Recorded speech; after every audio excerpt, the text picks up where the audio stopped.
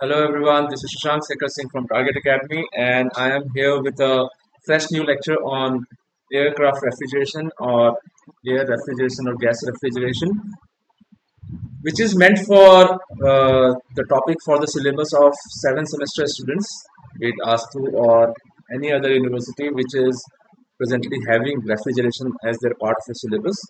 So we'll be learning about what aircraft refrigeration is.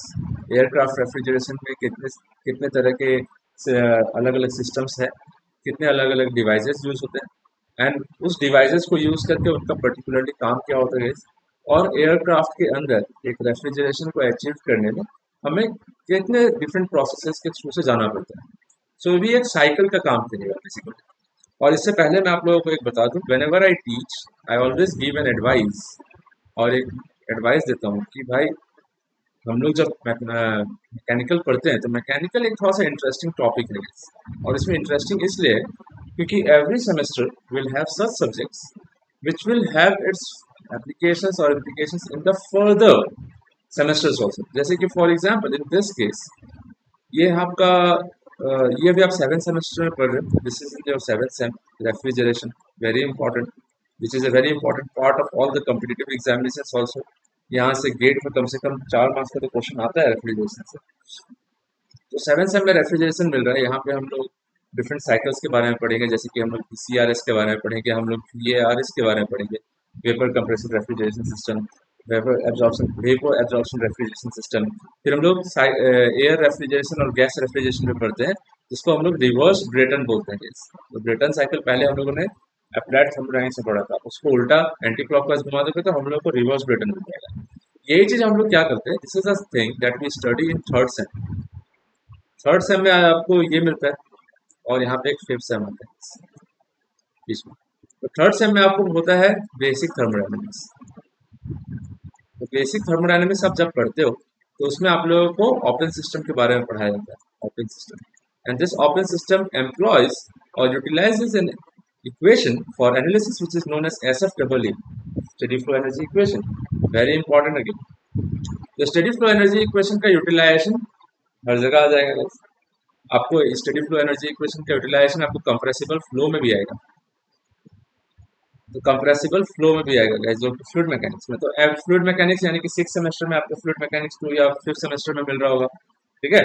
तो FM मिलेगा. FM में या फ्लूइड मैकेनिक्स में आपको कंप्रेसिबल फ्लो पढ़ना ही है. 5th सेमेस्टर में आपको पढ़ना पड़ता है AT which is known as applied thermodynamics. तो बेसिक थर्मोडायनेमिक्स का सारे कंसेप्ट आपको यहाँ पे अप्लाई करना पड़ेगा. Applied thermodynamics, enthalpy and enthalpy is equal to CP_T, फिर CP_T2 - T1. टरबाइन वर्क क्या होता है, कंप्रेसर वर्क क्या होता है, टरबाइन एफिशिएंसी क्या होती है, कंप्रेसर एफिशिएंसी क्या होती है, और हीट एक्सचेंज कहाँ होता है, हीट एक्सचेंजर क्या होता है गाइस, उस सब चीज के बारे में पढ़ना है. अप्लाइड थर्मोडायनेमिक्स में सारा चीज यानी कि बेसिक थर्मोडायनेमिक्स में कंसेप्ट पढ़ते हैं, लॉज के बारे में पढ़ते हैं, एंट्रोपी के बारे में पढ़ते हैं, एंट्रोपी जनरेशन के बारे में पढ़ते हैं, वर्क लॉस के बारे में पढ़ते हैं, हीट लॉस के बारे में पढ़ते हैं. और अप्लाइड थर्मोडायनेमिक्स में आके वही चीज हम लोग थोड़ा सा एडवांस लेवल में सारे वही लॉज को डिवाइसेस में लगाते हैं. तो अप्लाइड थर्मोडायनेमिक्स का ये तो आपका पावर प्रोड्यूसिंग साइकिल या पावर कंज्यूमिंग साइकिल, जैसे कंप्रेसर हो गया कुछ हो गया, तो उसमें पढ़ लेते हैं. फिर यही सारे कंसेप्ट हम लोग उठा के फिर रेफ्रिजरेशन 7th सेमेस्टर में भी लगाते हैं, इन VCRS, VARS और गैस रेफ्रिजरेशन, खासकर गैस रेफ्रिजरेशन, जो कि हम लोग यहाँ पे पढ़ने वाले हैं. यहाँ पे मैंने आपके लिए बहुत सुंदर सा नोट्स बनाया, और ये नोट्स जो है ये आप लोगों के लिए PDF फॉर्म में तो अवेलेबल होगा एज यू ऑल में. और कहाँ क्या पर्टिकुलर टॉपिक है और किस तरह से क्वेश्चन में किस तरह से क्वेश्चन फ्रेम किया जाता है. जैसे कि यूनिवर्सिटी लेवल में अगर आप क्वेश्चन देखते हो तो लंबे लंबे क्वेश्चन आएंगे, 15 मार्क्स के क्वेश्चन आएंगे. तो यूनिवर्सिटी टाइप में या यूनिवर्सिटी लेवल में ये तरह का जो 15 मार्क्स का क्वेश्चन होगा, उसको हम लोग कैसे अप्रोच लें, उसको उस क्वेश्चन को पढ़ के हम लोग समझे कैसे. एक तो इतना बड़ा ऐसे टाइप का क्वेश्चन है, पहला बात. उस ऐसे टाइप के क्वेश्चन को पढ़ते पढ़ते एक तरफ से पढ़ना शुरू करोगे, लास्ट तक पहुंचोगे तो पहले वाला लाइन ही भूलना शुरू हो जाएगा, क्या क्या दिया हुआ था. तो मैं आपको बताऊंगा कि ये इस तरह से क्वेश्चंस में अप्रोच कैसे लेना चाहिए. ठीक है. तो let us start without any further delay about the simple aircraft refrigeration system. तो इसमें अलग अलग डिवाइसेस होते हैं, जैसे कि फॉर एग्जांपल यहाँ पे हमारे पास आता है, सबसे पहले आता है रैम डिफ्यूजर. एक डिफ्यूजर आता है जो हम लोगों ने SFEE में पढ़ा था. Diffuser is just the opposite of nozzle. Nozzle में क्या होता है, फ्लूइड को एक्सेलरेट फ्लोइंग फ्लूइड को एक्सेलरेट किया जाता है, डिफ्यूजर में फ्लोइंग फ्लूइड को डिसेलरेट किया जाता है। नोजल में एक्सपेंशन होगा, डिफ्यूजर में कंप्रेशन होगा। नोजल में प्रेशर डिक्रीज होगा, डिफ्यूजर में प्रेशर इंक्रीज होगा। तो हम लोग रैम डिफ्यूजर के बाद हम लोग लेते हैं यहाँ पे एक कंप्रेसर, एयर कंप्रेसर को लेते हैं। तो रोटरी टाइप का air compressor, compressor again pressure को इंक्रीज करेगा। तो कंप्रेसर के बाद ये चला जाएगा हीट एक्सचेंजर, जिस हीट एक्सचेंजर में टेम्परेचर यानी कि कूलिंग का काम करेगा, कूलिंग उस एयर को ठंडा किया जाएगा। और हीट एक्सचेंजर के बाद हम लोग चले जाएंगे एक एक्सपेंडर में। एक्सपेंडर जस्ट एक टरबाइन की तरह होता है, ये भी रोटरी डिवाइस है, ठीक है। तो रोटरी टर्बो मैशनरी में आता है ऐसी चीज। तो रोटरी डिवाइस है, टरबाइन है, ये इसके थ्रू से एयर पास किया जाता है। तो इसमें क्या होता है, प्रेशर डिक्रीज होता है। तो रैम डिफ्यूजर में प्रेशर इंक्रीज होगा, कंप्रेसर में प्रेशर इंक्रीज होगा, इसमें प्रेशर को कांस्टेंट कर दिया जाएगा। कुछ अगर लॉसेस होता है हीट एक्सचेंजर में वो तो पता चल जाएगा कि क्वेश्चन में दिया ही रहेगा। एक्सपेंडर क्या है, यहाँ पे प्रेशर को डिक्रीज किया जाता है, एक्सपेंशन किया जाता है। और एक्सपेंडर के बाद अगर ये साइकिल को वापस से फॉलो करवा दिया जाए, ये वर्किंग सब्सटेंस को वापस से रैम में ले जाएगा, क्लोज सिस्टम बन जाएगा। एक्सपेंडर के बाद अगर ओपन स्पेस में उस वर्किंग सब्सटेंस को अगर छोड़ दिया जाता है, तब तो क्या हो जाता है कि वो ओपन सिस्टम बन जाता है। तो पहला यहाँ पे स्टार्ट करते हैं, क्या होता है कि एक तो पहला बात है कि एयरक्राफ्ट उड़ रहा है, aircraft is flying eight an altitude. उस एल्टीट्यूड पे क्या होता है कि इनिशियल आपको टेम्परेचर और इनिशियल आपको एम्बिएंट प्रेशर रहेगा गाइस। तो यहाँ पे अगर मैं थोड़ा सा जगह ले लूँ यहाँ पे आप लोगों को समझाने के लिए एक चीज,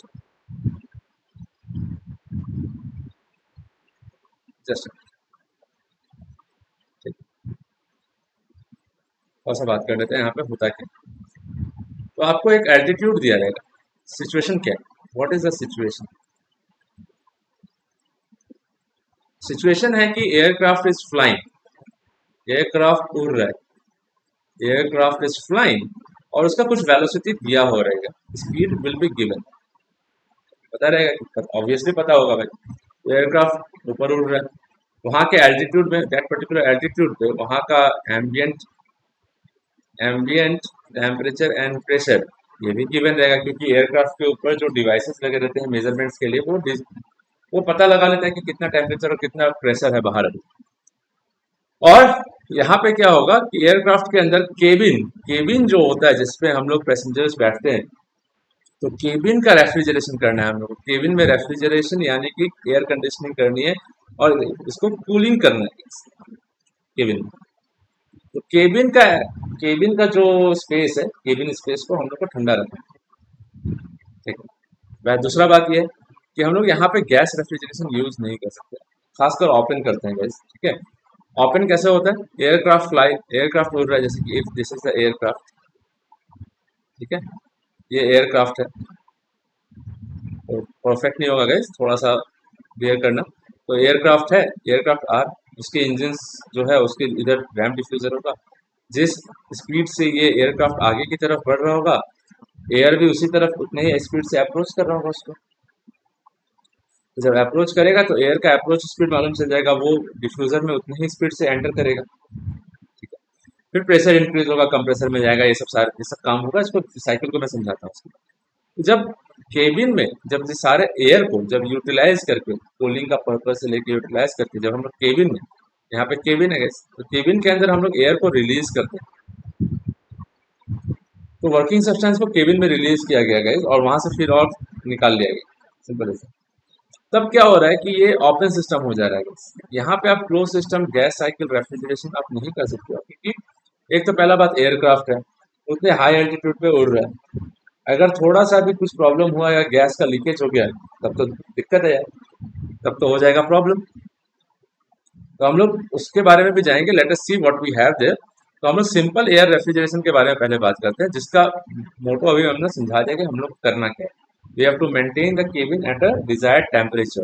तो एम हमारा यहाँ पे वही है, एम है to maintain the cabin at a desired temperature.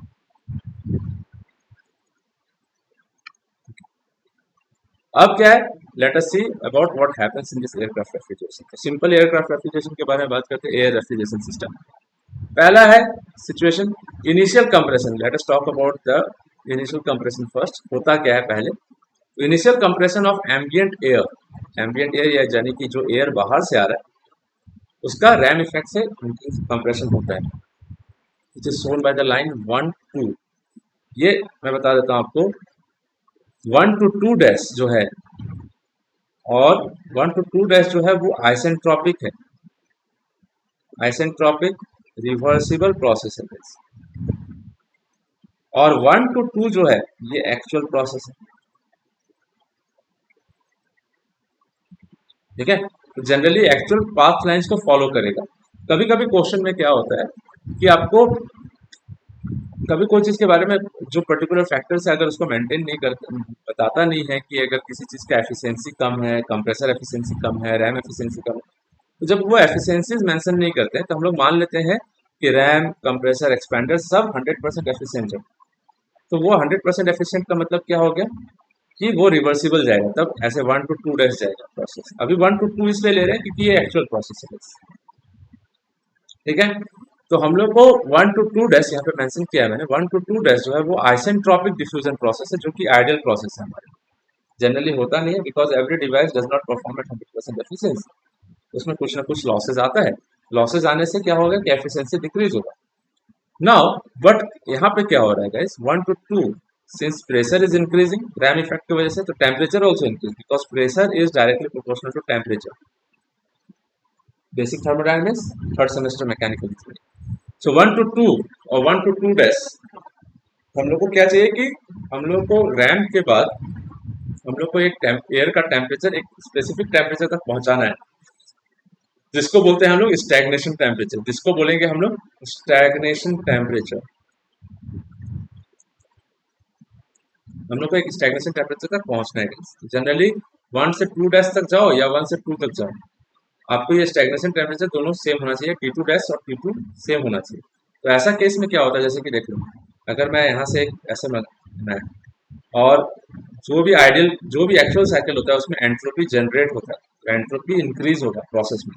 तो प्रोसेस में क्या होगा कि एंट्रोपी इंक्रीज होता है और प्रोसेस में एंट्रोपी इंक्रीज की तरफ जाएगा। तो देखो अगर 1 to 2 जाता, 2 डैश जाता तो एंट्रोपी सेम हो जाता, यानी कि S1 जो है वो S2 डैश के बराबर होता, तब तो आइसेंट्रोपिक हो गया, कांस्टेंट एंट्रोपी। बट यहाँ पे एंट्रोपी इंक्रीज हुआ है because the process is not reversible, it is an actual process. So in this case S2 minus S1 जो है, S2 minus S1 जो है वो पॉजिटिव है, एंट्रोपी इंक्रीज हुआ है। S2 ये रहा, तो S2 यहाँ पे आ रहा है, S1 यहाँ पे आ रहा है, दोनों के बीच में एक पर्टिकुलर डिफरेंस है। ठीक है, तो ये रहा हमारा एंट्रोपी डिफरेंस, प्रोसेस में एंट्रोपी इंक्रीज हुआ, तो ऐसे करके 1 से जा रहा है। तो आइडियली जाता तो ऐसे जाता है, और एक्चुअली जा रहा है तो ये ऐसे जा रहा है। दोनों सेम टेम्परेचर पे रखते हैं अगर, तो देखना कि ये पॉइंट पॉइंट जहाँ होगा जहाँ पे दोनों टेम्परेचर सेम है, उसका इस पॉइंट का प्रेशर और इस पॉइंट का प्रेशर अलग अलग है, बिकॉज ये पॉइंट का प्रेशर नीचे है थोड़ा सा। तो डेफिनेटली ये जो प्रेशर बनता है इसको स्टैग्नेशन प्रेशर बोलेंगे। स्टैग्नेशन प्रेशर, ये भी स्टैग्नेशन प्रेशर होता if the process was ideal, but since it is actual, 1 to 2 ये एक्चुअल प्रोसेस हो रहा है गाइस, जिसमें क्या हो रहा है, और 2 डैश जो है वो आइडियल प्रोसेस है। तो 1 to 2 में क्या हो रहा है कि एक्चुअली रैम इफेक्ट हो रहा है, और 2 पे आके स्टैग्नेशन, यानी कि जो भी चीज है उसको डिसलरेट करके एयर को रोक दिया जाता है। इसका नाम स्टैग्नेशन इसलिए बोलते हैं क्योंकि एयर तो आ रहा है, initially it is coming with the velocity of C1, enter कर रहा है, बाद में जाके क्या होता है कि वो जब C2 पॉइंट 2 पे पहुंचता है वहां का वेलोसिटी को रोक दिया जाता है। तो आया सारा काइनेटिक एनर्जी लेके, काइनेटिक एनर्जी लेके आ रहा है, प्रेशर एनर्जी लेके आ रहा है, एंथैल्पी से लेके आ रहा है, और ये काइनेटिक एनर्जी को रोक दिया जाता है। तो this kinetic energy gets completely converted into pressure energy, जिसकी वजह से क्या होता है कि उस एयर का प्रेशर बढ़ जाता है। गैस बढ़ गया, वन पे आया, ये लेके एम्बियंट एयर से आया, एम्बियंट वेलोसिटी यानी कि actual velocity of the aircraft से एंटर कर रहा है रैम में। वहां पे रैम डिफ्यूजर में क्या हो रहा है कि डिफ्यूजन प्रोसेस से हम लोग उसको डिसलरेट कर देते हैं, पॉइंट 2 में ले जाके सारा वेलोसिटी को रोक देते हैं। तो पॉइंट 1 से 2 में डिसलरेशन प्रोसेस हो रहा है, तो kinetic energy is getting converted into pressure energy. I am saying all this stuff in details because third semester का चीज आपको याद है या नहीं पता नहीं, अगर याद है तो वेल एंड गुड, अब याद नहीं है तो इसलिए मैं आपको थोड़ा सा रिवीजन करवा दे रहा हूँ। इसलिए स्टेडी फ्लो एनर्जी इक्वेशन के हिसाब से क्या हो रहा है कि काइनेटिक एनर्जी को कन्वर्ट कर देते हैं प्रेशर एनर्जी, प्रेशर इंक्रीजेस। तो हम लोग को स्टेगनेशन प्रेशर पे स्टेगनेशन टेम्परेचर मिलेगा गाइस, इसको रैम प्रेशर बोल रहे हैं। तो स्टेगनेशन प्रेशर टेम्परेचर मिल रहा है T2 equal to T2 dash. अगर हम लोग सीपी दोनों तरफ मल्टीप्लाई कर दें तो हम लोग को मालूम है कि enthalpy is directly proportional to temperature and enthalpy is equal to CP T. तो CP into T two H two, CP into T two dash H two dash, enthalpy same. ठीक है, अगर हम लोग S F W equation for open system लगाते हैं between 1 and 2, diffusion process है 1 to 2 के बीच में, तो एस एफ डब्ल्यू को पूरा पूरा लिखना ऐसे होता है guys। जैसे कि दिस इज द केस, ये एस एफ डब्ल्यू इक्वेशन है जो हम लोग थर्ड सेमेस्टर में लिखते हैं और गेट का जो प्रिपरेशन चल रहा है उसमें अभी रिसेंटली मैंने पढ़ाया है इसके बारे में। तो ये क्या है, एस एफ डब्ल्यू इक्वेशन है जिसको हम लोग ऐसे लिखते हैं कि एम डॉट है मास फ्लो रेट, आर है एक पर्टिकुलरली सेट ऑफ एनर्जी लेके एंथैल्पी, ठीक है, और kinetic energy per unit mass, potential energy per unit mass, उसको मास फ्लो रेट से मल्टीप्लाई कर देते हैं तो टोटल एनर्जी ऐसे होती है। हीट एनर्जी का इंटरेक्शन, फिर पार्ट 2 में यानी कि उधर mass into total energy at the state 2, तो स्टेट 1 है, ये स्टेट 2 है, और इसमें वर्क डन हो रहा है तो रेट ऑफ वर्क डन के बारे में बात करें। Now since it is a diffuser, ना कोई मूविंग पार्ट है ना कुछ है, और आइसेंट्रोपिक एडियाबेटिक प्रोसेस होता है, तो एडियाबेटिक प्रोसेस होने की वजह से क्या होता है गाइस, मैं फिर से लिख देता हूँ, एडियाबेटिक प्रोसेस होने की वजह से इसमें डिफ्यूजर और एम्बियंस में, सिस्टम और सराउंडिंग्स में कोई हीट का इंटरेक्शन नहीं होता है, एडियाबेटिक है। Now since it is adiabatic, Q dot is 0 और कोई मूविंग पार्ट नहीं है, no shaft work, no shaft work in ram, तब क्या हो जाएगा, work done is also equal to 0, तो Q 0 वर्क डन 0। तो the equation reduces to m dot, ये total energy, plus equal to m dot this total energy. m dot दोनों तरफ से mass flow rate is same because steady flow है तो mass flow rate same constant रहेगा since it is steady flow. Steady flow होने से क्या होता है, मास फ्लो रेट जो है वो कांस्टेंट हो जाता है, that is thing that we talk about. Mass flow rate खत्म हो गया, बचा हमारे पास ये, तो जो एक्सिस जो है सेम लाइन पर लाई करता है, इसलिए z1 is equal to z2 for a diffuser हम लोग लेते हैं ऑलरेडी, और h1 plus c1 square by 2 is equal to h2 plus c2 square by 2, and c2 जो है ऑलमोस्ट जीरो हो जाता है आफ्टर रैम कंप्रेशन, क्योंकि यहाँ पे क्या हो रहा है, we are talking about deceleration. Once deceleration takes place, the incoming air is made to stop और स्टैटिक कंडीशन में लाएगा जहाँ पे, इसलिए उसका नाम स्टैग्नेशन है। स्टैग्नेंस यानी कि एयर को स्टैग्नेंट बना दिया गया है, रोक दिया गया है, तो वहाँ टेम्परेचर और प्रेशर राइज कर देगा। तो ये कहानी है, थोड़ा सा यहाँ पे ये डायग्राम मैंने या फिर एक अच्छा सा डायग्राम दिया था, कलरफुल था। इनटेक लेता है तो यहाँ पे इनिशियल पार्ट में रैम्प कंप्रेशन होता है, उसके बाद जाके कंप्रेसर, एक्चुअल कंप्रेसर मिलता है। तो ये तो इंजन का कंप्रेशन के बारे में, तो इसलिए फ्रंट पार्ट दिखाने के लिए मैंने आपको समझाया। ये तो aircraft propulsion, jet propulsion system है, तो जेट प्रोपल्सन के बारे में बात है। लेकिन यहाँ पे एंट्री करता है, यहाँ पे डिफ्यूजर लगा रहता है, उसके थ्रू आता है, फिर कंप्रेसर में जाता है। तो एयरक्राफ्ट रेफ्रिजरेशन सिस्टम थोड़ा सा इससे अलग होगा। If I get a very good image of that I will also put it here, no problem.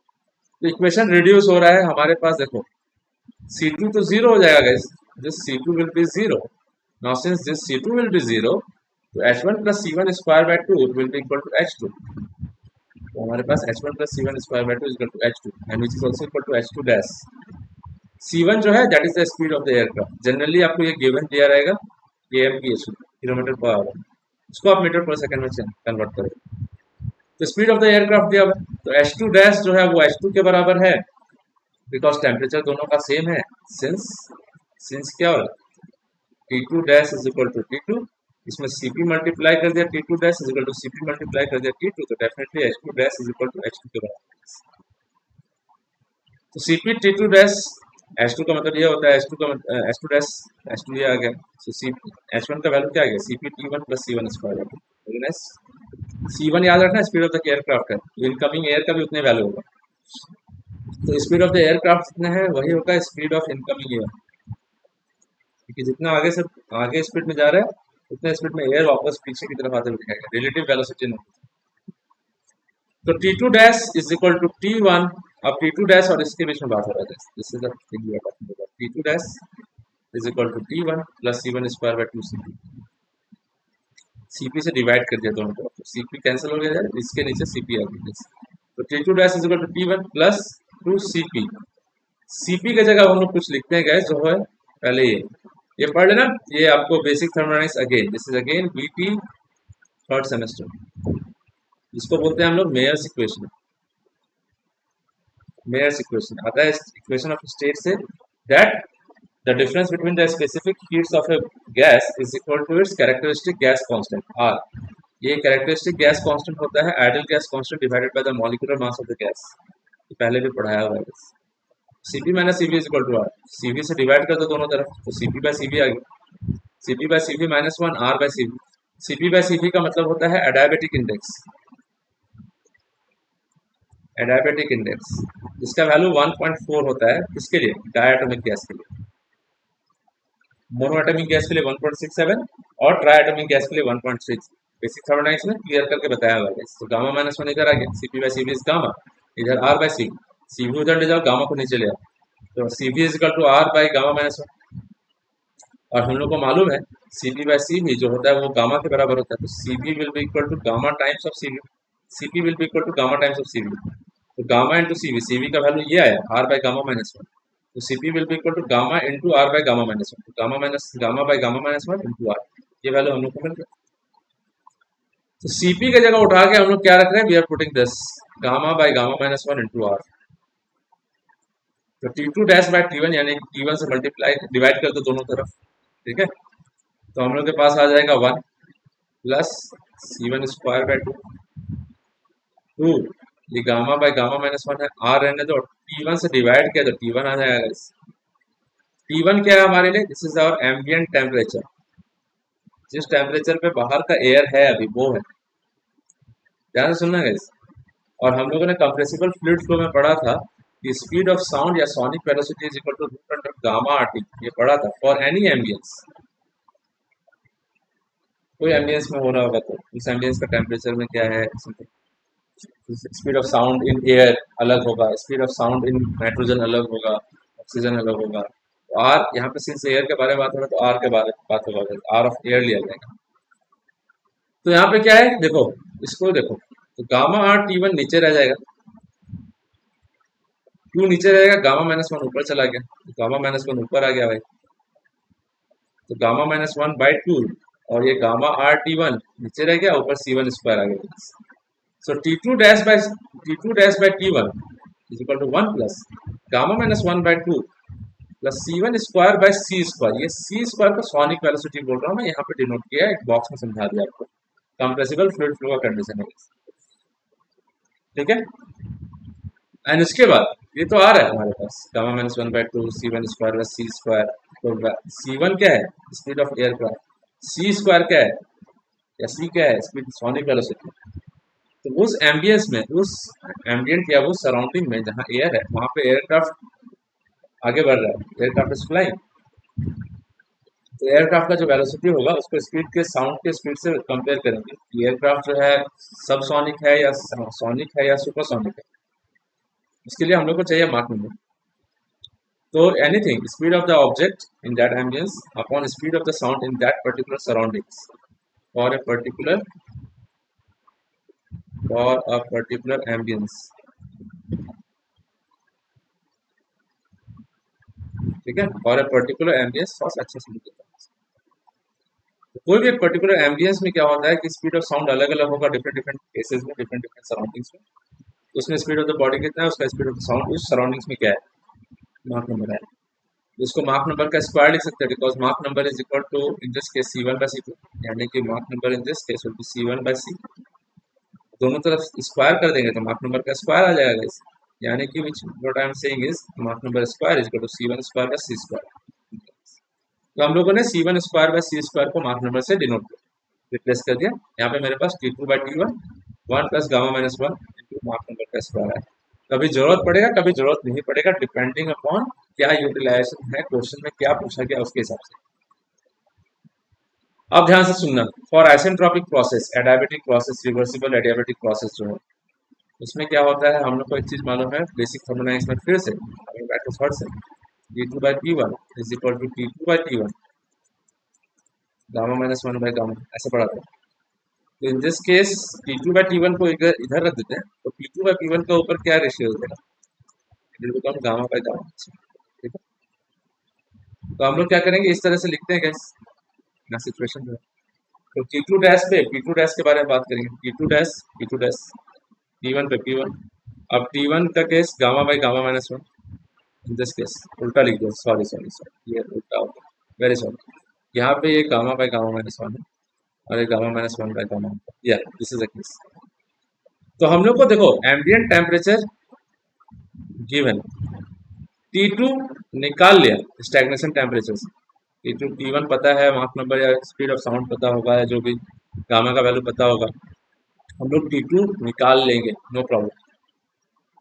तो T1 और T2 निकल गया, और P1 ambient pressure is also given to you, किस प्रेशर पे फ्लाई कर रहा है एयरक्राफ्ट वो भी दिया हुआ है। तो definitely from all this three we can definitely find out P2, जो कि हमको पता नहीं, which is the stagnation pressure, या रैम कंप्रेशन के बाद जो प्रेशर हो रहा है वो कितना होगा वो निकाल सकते हैं। So P2 by P2 dash by P1 is equal to T2 dash by T1 to the power gamma by gamma minus one. यहाँ से T2 डैश तो T2 के बराबर है, और T1 निकाल लिया हम लोगों ने, T1 तो गिवन है ही। बिकॉज ऑफ, ध्यान सुनना, यहाँ से P1 दिया होगा तो P2 can be P2 dash determine किया जा सकता है आराम से। अब क्या है, बिकॉज ऑफ इरिवर्सिबल कंप्रेशन, क्योंकि एक्चुअल प्रोसेस 1 to 2 है गाइस, 1 to 2 डैश, तो अभी 2 डैश तक जा रहे थे, तो T2 डैश और T2 तो मिल ही रहा था सिर्फ। चलो अब P2 डैश मिला है हम लोग को, दिस इज P2 डैश, हम लोगों ने P2 डैश निकाला, ध्यान रखना। हम लोग को चाहिए P2 which is the actual pressure after ram compression. P2 dash is bit higher, वहां तक नहीं पहुंचे, हम लोग यहाँ तक जाना, ये निकाला है, मतलब we have found this, did not found this. तो उसके लिए since it is a real device, actual device है, इसका एफिशिएंसी कुछ होगा, जिसको हम लोग रैम एफिशिएंसी बोलते हैं।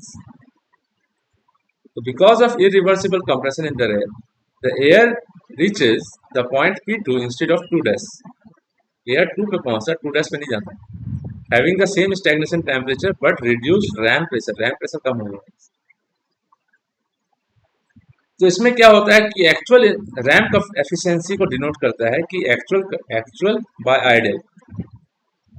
तो एक्चुअल इंक्रीज इन प्रेशर कितना हुआ, actual increase in pressure is P2, हमारे पास एक्चुअल इंक्रीज इन प्रेशर कितना से कहाँ तक हो रहा है, यहाँ से यहाँ तक, this is it, this is actual increase in pressure P2 minus P1, और यहाँ से यहाँ तक जो हो रहा है guys, this is P2 dash minus P1, this is ideal. अगर प्रोसेस आइडियल होता तो आइडियल इंक्रीज इन प्रेशर यहाँ से लेके यहाँ तक होता है।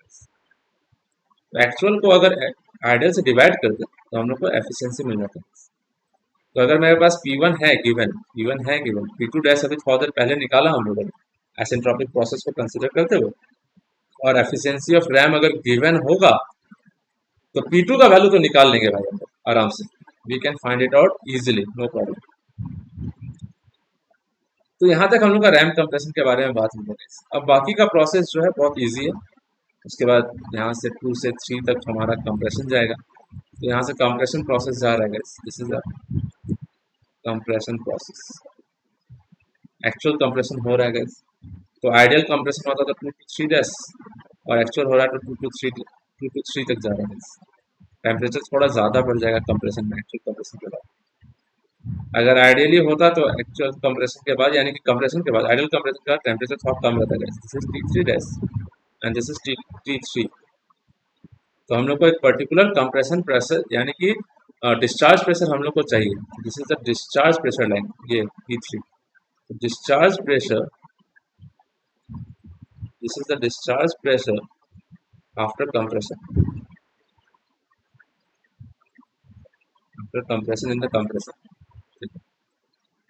ये हो गया, प्रेशर बढ़ गया, टेम्परेचर बढ़ गया, P3 is the maximum pressure in this entire cycle, T3 is the maximum temperature in this entire cycle. अब T3 के बाद क्या हो रहा है कि हीट रिजेक्शन हो रहा है। हीट रिजेक्शन कहाँ हो रहा है, हीट एक्सचेंजर है, वो हीट बाहर की तरफ रिजेक्ट कर रहा है, इसको कूलर बोलते हैं। हीट जो कूलर है, कूलिंग प्रोसेस हो रहा है, ये हीट एक्सचेंजर है, this is a particularly this is a heat exchanger, ये कूलर है। इसमें क्या होता है, हीट एक्सचेंजर में भी क्या होता है कि सारे पाइप्स या जॉइंट्स जो उतने सफिशिएंटली टाइट नहीं होता, कहीं ना कहीं से लीकेज हो सकता है भाई।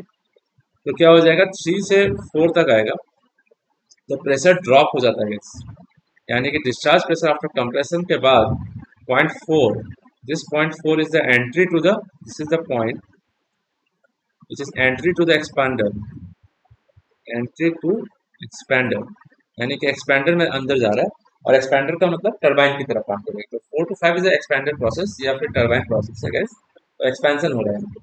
तो 3 to 4 में क्या हुआ कि अब आया टेम्परेचर को कूल किया गया, बाहर का प्रेशर आया, बाहर का एयर आया, क्योंकि मुझे एयरक्राफ्ट को सॉरी एयर को घुमाना है, एयर को साइकिल में ले जाना है, तो बहुत स्पीड से आ रहा है भाई एयर, उसको रोका, प्रेशर बढ़ गया, उसके बाद प्रेशर बढ़ गया, एयर का टेम्परेचर बढ़ गया।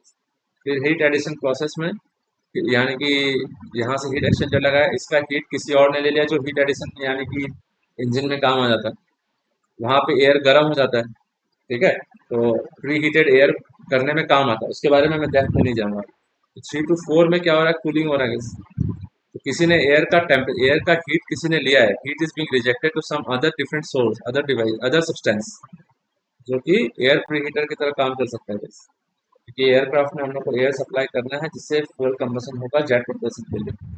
तो हीट रिजेक्ट किया तो उसका टेम्परेचर कम हो गया, एक्सपेंशन में ले गया, तो एक्सपेंशन यहाँ पे इस प्रेशर से लेके एक्सपैंडर में टरबाइन में क्या हो रहा है, 4 to 5 एक्सपैंड करके हम लोग केबिन प्रेशर तक ले जा रहे हैं, जिस प्रेशर में केबिन है अभी।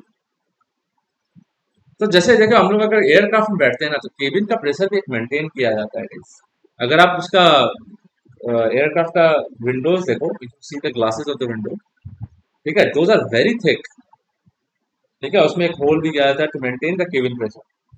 अगर बाहर का प्रेशर अगर अंदर की तरफ हो जाता है, यानी कि एम्बिएंट एयर प्रेशर और केबिन प्रेशर सेम हो जाता है, you would not be able to breathe, because the air is so thin out there at such high altitude.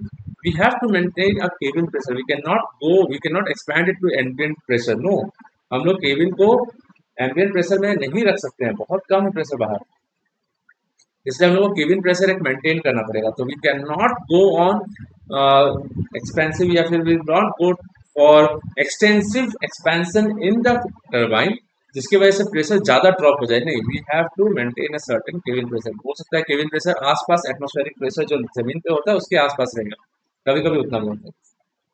तो अब केबिन में ठंडा एयर को भेजा गया, अब एक्सपेंशन हो गया तो टेम्परेचर डिक्रीज हो गया, ये टेम्परेचर एयर अब सर्कुलेट होगा कहाँ पे, केबिन में। तो केबिन में जो इंसान लोग बैठे हुए वो केबिन का जो एयर है, तो बॉडी हीट या फिर ह्यूमन हीट जो है वो केबिन में रिलीज हो रहा है, तो उसको वो क्या करेगा, that the air, cold air will accept it, तो खुद का टेम्परेचर बढ़ जाएगा एयर का। एयर का टेम्परेचर बढ़ा कैसे, हीट को एक्सेप्ट करके, किससे एक्सेप्ट किया, केबिन से, केबिन से हीट एक्सेप्ट कर लेगा तो केबिन ठंडा हो जाएगा ना भाई, that is the refrigerating effect. तो एयर का टेम्परेचर T5 से लेकर TI तक बढ़ता है, this is the point till where, उसके बाद तो फिर रिलीज कर देता है, उसके बाद नया लिया जाता है फिर नया, ऐसे। तो बार बार हम लोग एयर को बार बार केबिन में भेजते रहेंगे, केबिन में भेजते रहेंगे, ओपन सिस्टम, ठीक है, सर्कुलेशन होते रहेगा, उसको मेंटेन किया जाएगा प्रेशर को, ठीक है। तो heat is rejected in heat exchanger and the temperature drops to T4, ठीक है, इसमें प्रेशर का भी ड्रॉप होता है in the heat exchanger. 4 to 5 is an expansion process in an expander. 4 to 5, 5 is the actual pace. 5 dash is the real. 5 dash is the ideal thing. 5 is the real one. So 4 to 5 is the real process, है ना? Irreversible process. 4 to 5 dash is the ideal process, reversible process. So pressure in the expansion is slightly above the cabin pressure and also above ambient air pressure at that altitude. ये रखना ही पड़ेगा हमको। और cabin pressure से थोड़ा सा ज्यादा रखते हैं, क्योंकि हाई प्रेशर से लो प्रेशर, यानी कि एयर को फ्लो भी तो कराना पड़ेगा ना भाई एक्सपेंशन के बाद। तो अगर हम लोग केबिन का प्रेशर मान लो 1.3 ATM रखते हैं केबिन प्रेशर, या फिर 1.2 ATM रखते हैं, और एक्सपेंशन के बाद भी 1.2 ATM ही रखते हैं, तो 1.2 ATM से 1.2 ATM फ्लो क्यों होगा एयर, इसके लिए तो फ्लो कराना पड़ेगा ना हम लोग को, तो हम लोग इसको 1.3 ATM रखते हैं। तो 1.2 ATM तक high pressure to low pressure air flow होगा। तो रेफ्रिजरेशन इफेक्ट के लिए ठंडा हवा को हम लोग केबिन में डालते हैं, that air accepts the heat from the cabin and the cabin is maintained at that particular cabin pressure and temperature guys. यहाँ पे रेफ्रिजरेटिंग इफेक्ट जो है, रेफ्रिजरेटिंग इफेक्ट का मतलब क्या हुआ कि जितना हीट इसने एयर ने after expansion in the expander, जितना हीट इसने एक्सेप्ट कर लिया और खुद का टेम्परेचर बढ़ा लिया केबिन को ठंडा करते, वही तो रेफ्रिजरेटिंग इफेक्ट है। तो refrigerating effect Q dot is equal to C P T I minus T five में एंट्री किया केबिन में, हीट एक्सेप्ट करने के बाद टी आई तक बढ़ गया, तो T I is greater than T five. The amount of heat absorbed by the air is this much, which is per unit kg. This is per unit kg. Per unit kg of air. ये आपका हो रहा है refrigerating, important है, ठीक है। तो हम लोग को टीआई जो है room temperature maintain inside the cabin मिल रहा है। अब हम लोग वर्क एनालिसिस करते हैं। वर्क एनालिसिस क्या है कि रैम में वर्क देना पड़ता है, कंप्रेसर में वर्क देना पड़ता है, इंजन से वर्क मिल रहा है, और एक्सपेंडर खुद एक्सपेंशन होने के बाद वर्क सप्लाई करता है। This is work of expander, this is work of RAM and this is work of compressor. तब क्या हो जाएगा इस वर्क एनालिसिस क्या है, वर्क ऑफ कंप्रेसर कहाँ से कहाँ तक, 2 से लेकर 3 तक जा रहा है, तो डेफिनेटली कंप्रेशन के प्रोसेस में वर्क ऑफ कंप्रेशन जो होगा वो H3 माइनस H2 होगा, H3 माइनस H2, एंथैल्पी के टर्म्स में लिखते हैं तो H3 is CPT3, H2 is CPT2, तो CPT3 minus T2। Very nice. Work of expander क्या है, 4 से लेकर 5 तक एक्सपेंडर है, तो H4 माइनस H5, तो CPT4 minus T5, this is equal to H4 minus H5। और रैम क्या है, 2 से लेकर 1 तक, यानी कि 1 से लेकर 2 तक जा रहा था, this is H2 minus H1, CPT2 minus T। इसका काम आएगा, this entire thing will be used to find out the work net, because expander जो है पॉजिटिव वर्क है gas, compression negative, work negative. हम लोग मैग्नीट्यूड ही लेके चलेंगे क्योंकि वर्क कंप्रेशन सप्लाई हो रहा है, इसको सिस्टम को सप्लाई किया जा रहा है, expander work supply by the system है, तो नेट वर्क जो है ये इंजन के थ्रू से सप्लाई किया जाता है, सप्लाइड फ्रॉम इंजन। ऐसा करने पे क्या होता है गैस, जस्ट मैं यहाँ पे आपको कोई चीज छोटा सा चीज जस्ट, तो रेफ्रिजरेटिंग इफेक्ट मिल गया, नेटवर्क मिल गया भाई, तो अब हमारे पास सीओपी लिखने का तरीका बहुत सही रहेगा, तो COP of the system in this case refrigerating effect by work net, ठीक है, नेटवर्क आराम से निकाल लेंगे। तो रेफ्रिजरेटिंग इफेक्ट जो है हम लोग को क्यू नॉट मिल रहा है, वर्क नेट जो है वो हम लोग निकाल लेंगे अपन द गिवन, यहाँ से हम लोग को सीओपी ऑफ द सिस्टम मिल जाएगा। ये हमारा एम रहता है generally in any kind of refrigeration system, हम लोग सीओपी निकालने का कोशिश करते हैं। ऑलराइट, तो ये हुआ थ्योरी। नेक्स्ट क्लास जो होगा, नेक्स्ट लेक्चर जो होगा, उसमें मैं आप लोगों को ये न्यूमेरिकल तो सॉल्व कर दिया, एक ही बार में अगर इतना समझा दो तो ये आपका लेक्चर वीडियो बहुत ज़्यादा लंबा हो जाएगा, और ये लेक्चर वीडियो लंबा नहीं करना है मुझे, एक एक करके समझाना है मुझे, ठीक है। I'll see you in the next class with this numerical as well as another numerical which is also of 15 marks. So 15 marks का क्वेश्चन हम लोग करते हैं नेक्स्ट क्लास में, क्योंकि 30 marks का क्वेश्चन आपको मिलेगा। तो we'll see what kind of question will be asked in the university, और यहाँ से बाकी ESC इंजीनियरिंग सर्विसेज एग्जामिनेशन या किसी और में क्या क्वेश्चन आ सकता है वो भी देख सकते हैं। गेट में तो यहाँ से क्वेश्चन नहीं आया रेफ्रिजरेशन, अगर आया भी है पहले तो पहले आया है, इन दिनों तो ये ट्रेंड में नहीं है, ठीक है। I see you in the next class. अगर आपको इस लेक्चर से कहीं से भी कोई भी पार्ट में डाउट आता है, feel free to ask, but do not keep it for long, क्योंकि अगर आप ये ज़्यादा दिन तक रख दोगे तो जब मैं आपको न्यूमेरिकल कराऊंगा तब हो सकता है आपको ये चीज़ समझ में ना आए। If there is any doubt from any part of the video, let me know. I'll definitely help you out in this. Okay. See you in the next class. Till then, take care and have a good day.